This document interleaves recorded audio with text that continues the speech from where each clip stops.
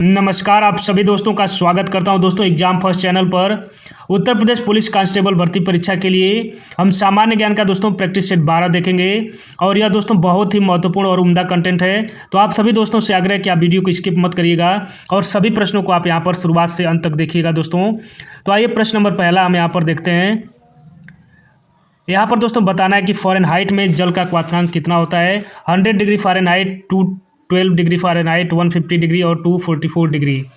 तो दोस्तों इस प्रश्न का जो राइट आंसर होगा वह विकल्प बी यानी कि 212 डिग्री फ़ारेनहाइट, यानी कि जल का क्वथनांक जैसे दोस्तों एक सेंटीग्रेड होता है और जो एक दोस्तों एक फ़ारेनहाइट होता है। तो यहाँ पर फ़ारेनहाइट में बताना है दोस्तों, तो यह जो है 212 डिग्री फ़ारेनहाइट होगा जल का क्वथनांक। अब दोस्तों अगर यहाँ पर जल के क्वथनांक की अन्य जो है इसमें मात्रक में देखें तो 100 डिग्री सेंटीग्रेड, यानी कि सेंटीग्रेड में दोस्तों 100 डिग्री सेंटीग्रेड होता है, फ़ारेनहाइट में 212 डिग्री और दोस्तों एक जो मात्रक होता है केल्विन, तो केल्विन में दोस्तों 373.127 केल्विन होता है। तो आप तीनों में याद रखेंगे कि जल का क्वथनांक 100 डिग्री सेंटीग्रेड, 212 डिग्री फ़ारेनहाइट और 373.127 केल्विन। अब दोस्तों हम प्रश्न नंबर 2 देखेंगे यहाँ पर कि निम्नलिखित में से किस तत्व की परमाणु त्रिज्या सबसे छोटी होती है। ब्रोमीन, क्लोरीन, सोडियम और कैल्शियम। तो दोस्तों इस प्रश्न का जो राइट आंसर होगा वह विकल्प बी यानी कि क्लोरीन की परमाणु त्रिज्या सबसे छोटी होती है। यहाँ पर अगर देखा जाए तो तत्वों की परमाणु त्रिज्या एक रासायनिक तत्व के परमाणु नाभिक के केंद्र से इलेक्ट्रॉन के बाहरी कक्षा तक की दूरी है और प्रश्न के अनुसार सबसे छोटी परमाणु त्रिज्या दोस्तों क्लोरीन की है, उसके बाद ब्रोमीन, सोडियम और कैल्शियम की। 3 नंबर सवाल देखेंगे कि पादप निकाय के किस भाग को पौधे का खाद्य कारखाना कहा जाता है। फूल, पत्ती, तना और जड़। तो दोस्तों इस प्रश्न का जो राइट आंसर है वह विकल्प बी यानी कि पत्ते जो होते हैं वह पौधों का खाद्य कारखाना यानी कि फूड फैक्ट्री होते हैं। प्रश्न नंबर 4 देखेंगे कि मस्तिष्क का कौन सा हिस्सा लार, श्रवण और रक्तचाप जैसी अस्वैच्छिक क्रियाओं को नियंत्रित करता है दोस्तों। तो इस प्रश्न का जो राइट आंसर है वह विकल्प डी यानी कि मज्जा कहलाता है। मस्तिष्क का जो हिस्सा मज्जा कहलाता है वह लार, श्रवण और रक्तचाप जैसी अस्वैच्छिक क्रियाओं को नियंत्रित करता है और मेडुला जो है वह मस्तिष्क तंत्र में ही स्थित है। प्रश्न नंबर 5 देखेंगे दोस्तों कि भारत के नियंत्रक और महालेखा परीक्षक एक है संवैधानिक, संविधानेतर, सांविधिक और कार्यकारिणी निकाय। तो दोस्तों इस प्रश्न का जो राइट आंसर है वह विकल्प ए यानी कि कैग जो है वह एक संवैधानिक निकाय है, यानी कि इस प्रश्न का जो दोस्तों राइट आंसर है वह विकल्प ए। और यहाँ पर देखा जाए तो भारतीय संविधान के अनुच्छेद 148 याद रखेंगे दोस्तों, अनुच्छेद 148 किससे संबंधित है, कैग से। और यहाँ पर भारत के नियंत्रक और महालेखा परीक्षक एक संवैधानिक निकाय है, क्योंकि दोस्तों इसके लिए जब आर्टिकल संविधान में लिखा गया है तो ऑब्वियस सी बात है कि जो है एक संवैधानिक निकाय होगा। प्रश्न नंबर 6 देखेंगे कि विधानसभा का सदस्य बनने के लिए आवश्यक न्यूनतम उम्र कितना साल है दोस्तों। तो इस प्रश्न का जो राइट आंसर है वह विकल्प सी यानी कि 25 वर्ष। भारत में किसी भी राज्य के राज्यपाल पद पर नियुक्त सर्वप्रथम महिला कौन थी। तो दोस्तों इस प्रश्न का जो राइट आंसर है वह विकल्प यानी कि सरोजनी नायडू जी। सरोजनी नायडू का जन्म 13 फरवरी 1879 को आंध्र प्रदेश राज्य के हैदराबाद में हुआ था और सरोजनी नायडू भारत की स्वतंत्रता प्राप्ति के बाद उत्तर प्रदेश की पहली राज्यपाल बनी। हिंदू पौराणिक कथाओं के अनुसार महाकाव्य रामायण में भगवान श्री राम अयोध्या के शासक थे, जो कहाँ की राजधानी थी। हस्तिनापुर, कुरु, कौशल और कलिंग। तो दोस्तों इस प्रश्न का जो राइट आंसर है वह विकल्प डी अयोध्या जो है कहाँ की राजधानी थी दोस्तों, यह जो है कौशल की राजधानी थी। 9वां प्रश्न देखेंगे कि कौटिल्य का अर्थशास्त्र मौर्य प्रणाली के किस क्षेत्र का वर्णन करता है। अर्थशास्त्र, प्रशासन, विदेश नीति और वाणिज्य। तो दोस्तों इस प्रश्न का जो राइट आंसर है वह विकल्प बी यानी कि प्रशासन का जो है वर्णन करता है। अब दोस्तों जब कौटिल्य के अर्थशास्त्र की बात आती है तो दोस्तों इसका अर्थशास्त्र से कोई डायरेक्ट संबंध नहीं है, वह जो है वहाँ पर मौर्य प्रणाली के प्रशासन के बारे में यहाँ पर चर्चा किया गया है। तो कौटिल्य के अर्थशास्त्र का कोई डायरेक्ट जो है संबंध दोस्तों अर्थशास्त्र से न होकर बल्कि किसका है, उस समय के शासन, प्रशासन और नियंत्रण प्रणाली से है।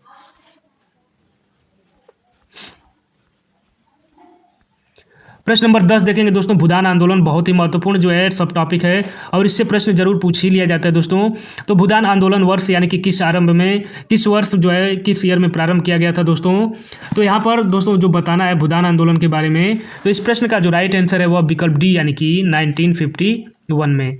कब जो है दोस्तों आरंभ किया गया था, 1951 में।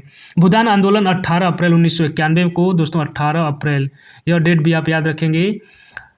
भूदान आंदोलन 18 अप्रैल 1991 में तेलंगाना के पोच्चमपल्ली से। तो दोस्तों अभी आप जो है फैक्ट याद रखेंगे कि तेलंगाना के पोच्चमपल्ली से विनोबा भावे के द्वारा प्रारंभ किया गया था। तो भूदान आंदोलन से यही 3 प्रश्न जो है पूछे जाते हैं, किस ईयर में, किसके द्वारा और कहाँ से। तो यह 18 अप्रैल 1991 को आंध्र प्रदेश के पोच्चमपल्ली गाँव से और विनोबा भावे जी के द्वारा जो है यह शुरुआत किया गया था। जब भारत सरकार अधिनियम 1935 अधिनियमित किया गया था तो भारत का गवर्नर जनरल कौन था दोस्तों। तो इस प्रश्न का जो राइट आंसर है वह विकल्प सी, यानी कि जब भारत सरकार अधिनियम 1935 अधिनियमित किया गया था तो उस समय भारत का गवर्नर जनरल लॉर्ड वेलिंगटन था। कौन था दोस्तों, लॉर्ड वेलिंगटन। 1917 में बनी भारतीय महिला संघ की पहली अध्यक्ष कौन थी दोस्तों। तो इस प्रश्न का जो राइट आंसर है वह विकल्प बी, यानी कि एनी बेसेंट। वर्ष 1917 में बनी भारतीय महिला संघ की पहली महिला अध्यक्ष एनी बेसेंट थी। एनी बेसेंट 1917 में भारतीय राष्ट्रीय कांग्रेस की पहला महिला अध्यक्ष भी बनी थी। आय कर एक है, कैसा कर है, वृत्ति कर, सेवा कर, प्रत्यक्ष कर और अप्रत्यक्ष कर। तो दोस्तों इस प्रश्न का जो राइट आंसर है वह विकल्प बी, यानी कि आयकर जो है वह एक प्रत्यक्ष कर है। प्रश्न नंबर 14 देखेंगे कि भारत में प्रथम पंचवर्षीय योजना इस वर्ष आरंभ हुई थी 1950, 1951, 1952 और 1953। तो दोस्तों इस प्रश्न का जो राइट आंसर है वह विकल्प बी, यानी कि 1951 में भारत में प्रथम पंचवर्षीय योजना जो है वह आरंभ हुई थी। भारत में प्रथम पंचवर्षीय योजना 1951 में शुरू हुई थी और इसका मुख्य उद्देश्य था बांधों और सिंचाई में निवेश तथा कृषि प्रधान क्षेत्र में कार्य पर ध्यान देना। अब दोस्तों प्रश्न नंबर 15 आ रहा है कि डेनमार्क, आइसलैंड, नॉर्वे, स्वीडन एवं फिनलैंड मिलकर क्या कहलाते हैं। नीदरलैंड, यूरेशिया, स्कैंडिनेविया और ऑस्ट्रेलिया। तो दोस्तों इस प्रश्न का जो राइट आंसर है वह विकल्प बी, यानी कि डेनमार्क, आइसलैंड, नॉर्वे, स्वीडन एवं फिनलैंड इन सभी को मिलाकर स्कैंडिनेवियाई देश कहा जाता है। कौन सा महासागर अधिकतम निमग्न द्वीपों से बना है। प्रशांत, अटलांटिक, भारतीय और अंटार्कटिक। तो दोस्तों इस प्रश्न का जो राइट आंसर है वह विकल्प ए, यानी कि प्रशांत महासागर जो है वह इस प्रश्न का राइट आंसर है। ऐसे समुद्री टीले जिनके शिखर चपटे और निमग्न द्वीप कहलाते हैं। यह समुद्री सतह यानी कि सी लेवल से नीचे अवस्थित होते हैं, अर्थात डूबे हुए रहते हैं। इनकी रचना क्रमिक अवतलन के द्वारा हुई है और सर्वाधिक निमग्न द्वीप प्रशांत महासागर में अवस्थित है। प्रश्न नंबर 17 देखेंगे कि वायुमंडल में ऑक्सीजन की मात्रा कितनी होती है दोस्तों। तो इस प्रश्न का जो राइट आंसर है वह विकल्प बी, यानी कि वायुमंडल में जो ऑक्सीजन की मात्रा है वह 21%। वायुमंडलीय गैसों में प्रमुख रूप से nitrogen 78.08%, oxygen 20.94%, argon 0.93%, carbon dioxide 0.03% गैसें उपस्थित हैं। इसके अतिरिक्त नियान, हीलियम, ओजोन, हाइड्रोजन आदि गैसें शामिल हैं। निम्नलिखित में से कौन सी नदी यमुना नदी की सहायक नदी नहीं है दोस्तों। केन, बेतवा, चंबल और कल्याणी। तो दोस्तों इस प्रश्न का जो राइट आंसर है वह विकल्प डी, यानी कि कल्याणी जो है वह यमुना नदी की सहायक नदी नहीं है। यमुना जो है गंगा की सबसे बड़ी सहायक नदी है और यमुना नदी यमुनोत्री से निकलने के बाद प्रयागराज में गंगा नदी से मिल जाती है। जमुना की प्रमुख सहायक नदियों में चंबल, केन तथा बेतवा नदियाँ प्रमुख हैं। कल्याणी नदी गंगा की सहायक नदी है, न कि यमुना की। निम्न राज्यों में से किस राज्य का भारत में जूट उत्पादन का प्रतिशत सबसे ज़्यादा है दोस्तों। तो इस प्रश्न का जो राइट आंसर है वह विकल्प डी, यानी कि पश्चिम बंगाल का भारत में जूट उत्पादन में प्रतिशत सबसे ज़्यादा है। दोस्तों आगे बढ़ने से पहले अगर आप चैनल पर नए हैं, पहली बार जुड़े हैं चैनल से दोस्तों, तो आप जो प्लीज़ चैनल को सब्सक्राइब कीजिए, वीडियो को लाइक कीजिए दोस्तों। यहाँ पर एग्जाम फर्स्ट चैनल के द्वारा दोस्तों कोशिश की जाती है कि आपको कम समय में क्वेश्चन आंसर के माध्यम से आपको ज़्यादा से ज़्यादा जो है वह कंटेंट तैयार करवा दिया जाए। तो आइए दोस्तों प्रश्न नंबर 20 हम यहाँ पर देखेंगे कि मानव जनसंख्या वितरण और घनत्व के प्रतिरूप यानी पैटर्न के अध्ययन को क्या कहा जाता है। एंथ्रोपोलॉजी, डेमोग्राफी, एंकोलॉजी और सोशियोलॉजी। तो दोस्तों इस प्रश्न का जो राइट आंसर है वह विकल्प बी, यानी कि मानव जनसंख्या वितरण और घनत्व के प्रतिरूप यानी पैटर्न को अध्ययन करना डेमोग्राफी कहलाता है। निम्नलिखित में से कौन सा स्मारक उत्तर प्रदेश में यूनेस्को द्वारा प्रशंसित विश्व धरोहर स्थल है, बताना है दोस्तों यहाँ पर। तो दोस्तों इस प्रश्न का जो राइट आंसर है वह विकल्प सी, यानी कि आगरा का किला जो है वह उत्तर प्रदेश में यूनेस्को द्वारा प्रशंसित विश्व धरोहर स्थल है। प्रश्न नंबर 22 देखेंगे कि गौतम बुद्ध की माँ देवदा राज्य के शासक परिवार से थी, जो अब उत्तर प्रदेश के किस जिले में है दोस्तों, यह बताना है आपको।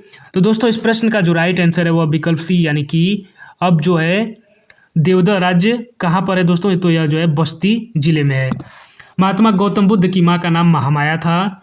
वह देवदा राज्य की कोलीय वंशीय शासकीय परिवार से संबंधित थी। देवदा राज्य वर्तमान समय में उत्तर प्रदेश के बस्ती जिले में अवस्थित है। निम्न में से किस लोक नृत्य का आयोजन बुंदेलखंड क्षेत्र में फसल कटाई के समय किया जाता है दोस्तों। कर्मा, छोलिया, चरकुला और सैरा। तो दोस्तों इस प्रश्न का जो राइट आंसर है वह विकल्प डी यानी कि सैरा नृत्य जो है वह बुंदेलखंड क्षेत्र में फसल कटाई के समय किया जाता है। इनमें से कौन सा उत्तर प्रदेश का पारंपरिक शिल्प नहीं है? कांथा, टांके, जरदोजी, चिकनकारी और संगमरमर जड़ना। तो दोस्तों इस प्रश्न का जो राइट आंसर है वह विकल्प ए यानी कि कांथा टांके जो है उत्तर प्रदेश का पारंपरिक शिल्प नहीं है। पेट्रोलियम निर्यातक देशों का संगठन यानी कि ओपेक का गठन किया गया था, कब किया गया था दोस्तों? बगदाद सम्मेलन में, स्टॉकहोम सम्मेलन में, OECD और UNO। तो दोस्तों इस प्रश्न का जो राइट आंसर है वह विकल्प ए यानी कि कहाँ पर गठन किया गया था दोस्तों? ओपेक का बगदाद सम्मेलन में किया गया था। यानी कि ओपेक जो एक अंतर सरकारी संगठन है और इसकी स्थापना दोस्तों 1960 में बगदाद सम्मेलन में सऊदी अरब, ईरान, इराक, कुवैत और वेनेजुएला द्वारा की गई थी। इसका मुख्यालय वियना यानी कि ऑस्ट्रिया में है और इसका उद्देश्य जो है विश्व बाजार में तेल की कीमत निर्धारित करने के प्रयास में तेल की आपूर्ति का प्रबंधन करना। और ओपेक में कुल 13 सदस्य हैं। भारतीय नौसेना में सम्मिलित प्रथम नाभिकीय पनडुब्बी का नाम है चक्र, मैत्री, रोहिणी और इनमें से कोई नहीं। तो दोस्तों इस प्रश्न का जो राइट आंसर है वह विकल्प ए यानी कि भारतीय नौसेना में सम्मिलित प्रथम नाभिकीय पनडुब्बी का नाम दोस्तों क्या है? वह जो है चक्र है। प्रश्न नंबर 27 देखेंगे कि इम्फाल किस भारतीय राज्य की राजधानी है? मणिपुर, नागालैंड, त्रिपुरा और सिक्किम। तो दोस्तों इस प्रश्न का जो राइट आंसर है वह विकल्प ए यानी कि मणिपुर। इम्फाल जो है किस भारतीय राज्य की राजधानी है दोस्तों? मणिपुर की। इम्फाल जो है मणिपुर की राजधानी है। मणिपुर भारत का एक पूर्वोत्तर राज्य है। नागालैंड की राजधानी कोहिमा, त्रिपुरा की राजधानी अगरतला तथा सिक्किम की राजधानी दोस्तों गंगटोक है। प्रश्न नंबर 28 देखेंगे कि संयुक्त राज्य अमेरिका का राष्ट्रीय खेल है दोस्तों। तो इस प्रश्न का जो राइट आंसर है वह विकल्प डी यानी कि संयुक्त राज्य अमेरिका का राष्ट्रीय खेल क्या है दोस्तों? बेसबॉल है। ब्राजील और फ्रांस का राष्ट्रीय खेल फुटबॉल, न्यूजीलैंड का रग्बी, श्रीलंका का वॉलीबॉल और अमेरिका का बेसबॉल जो है वह राष्ट्रीय खेल है। इनमें से किस भारतीय राज्य में बाघ रक्षित स्थान टाइगर रिजर्व की संख्या अधिकतम है दोस्तों? आंध्र प्रदेश, तमिलनाडु, मध्य प्रदेश और पश्चिम बंगाल। तो दोस्तों इस प्रश्न का जो राइट आंसर है वह विकल्प सी यानी कि मध्य प्रदेश। प्रश्न नंबर 30 देखेंगे कि निम्नलिखित में से कहाँ पर इंदिरा गांधी राष्ट्रीय वन अकादमी स्थित है दोस्तों? तो इस प्रश्न का जो राइट आंसर है वह विकल्प यानी कि कहाँ पर स्थित है दोस्तों? देहरादून में। इंदिरा गांधी राष्ट्रीय वन अकादमी उत्तराखंड के देहरादून में स्थित है। भारतीय वन महाविद्यालय के नाम से वर्ष 1938 में स्थापित इस संस्था का मूल उद्देश्य वरिष्ठ वन अधिकारियों को प्रशिक्षण प्रदान करना है। अब दोस्तों प्रश्न नंबर 31 की भारत के कुल भौगोलिक क्षेत्रफल में उत्तर प्रदेश का कितना भौगोलिक प्रतिशत है दोस्तों? तो इस प्रश्न का जो राइट आंसर है दोस्तों वह जो है विकल्प यानी कि 7.33%। उत्तर प्रदेश का कुल क्षेत्रफल दोस्तों 2,40,928। याद रखेंगे दोस्तों, पूरा कंठस्थ रखेंगे डिजिट सहित। उत्तर प्रदेश का कुल क्षेत्रफल 2,40,928 वर्ग किलोमीटर है, जिसकी सीमा भारत के 8 राज्यों तथा एक केंद्र शासित प्रदेश यानी कि कुल 9 राज्यों को स्पर्श करता है। और इसका क्षेत्रफल भारत के क्षेत्रफल का 7.33 है और क्षेत्रफल की दृष्टि से चौथा बड़ा राज्य है दोस्तों कौन? उत्तर प्रदेश। इससे बड़े राजस्थान, मध्य प्रदेश और महाराष्ट्र। निम्नलिखित राज्यों में से किससे उत्तर प्रदेश की सीमा नहीं लगती? राजस्थान से तो लगती है, पंजाब के साथ, हरियाणा के साथ। उपयुक्त में से कोई नहीं। तो दोस्तों इस प्रश्न का जो राइट आंसर है वह विकल्प बी यानी कि पंजाब के साथ उत्तर प्रदेश की सीमा नहीं लगती है। उत्तर प्रदेश की सीमा 8 राज्यों यानी कि उत्तराखंड, हिमाचल, हरियाणा, राजस्थान, मध्य प्रदेश, छत्तीसगढ़, बिहार, झारखंड और एक केंद्र शासित प्रदेश दिल्ली से यानी कि टोटल 9 अगर केंद्र शासित प्रदेश को जोड़ें, अदरवाइज 8 राज्यों से लगती है। दक्षिणी उत्तर प्रदेश का औरैया जिला प्रमुख रूप से किसका उत्पादक है दोस्तों? तो इस प्रश्न का जो राइट आंसर है वह विकल्प सी यानी कि औरैया जो जिला है वह शुद्ध देसी घी का प्रमुख उत्पादक है। और यह जिला कानपुर मंडल के अंतर्गत आता है। गुड़ का प्रमुख उत्पादक जिला अयोध्या, मुजफ्फरनगर तथा हींग का प्रमुख उत्पादक जिला हाथरस है। गुदई महाराज प्रसिद्ध तबला वादक निम्नलिखित में से किस घराने से संबंधित हैं दोस्तों? आपको बताना है गुदई महाराज के बारे में। तो इस प्रश्न का जो राइट आंसर है दोस्तों वह विकल्प है यानी कि गुदई महाराज प्रसिद्ध तबला वादक बनारस घराने से संबंधित हैं। हाल ही में जारी भारत सरकार की रिपोर्ट 2022 के अनुसार सर्वाधिक सड़क दुर्घटनाएं किस राज्य में हुई हैं दोस्तों?